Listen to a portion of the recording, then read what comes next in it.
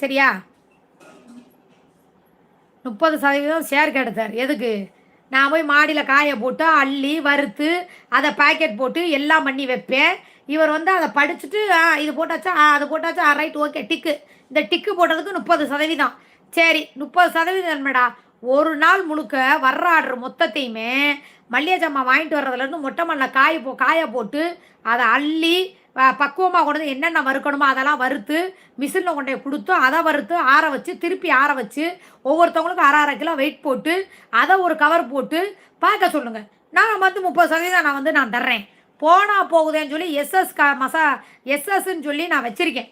சரியா? எஸ்எஸ் மசாலான்னு சொல்லி சர்டிஃபிகேட்டே வாங்கி வச்சிருக்கேன்.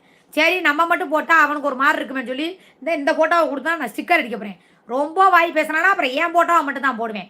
ஒழுங்கா இருந்துக்க சொல்லுங்க. ஷேரிங்க. ஆளுகள பாரு.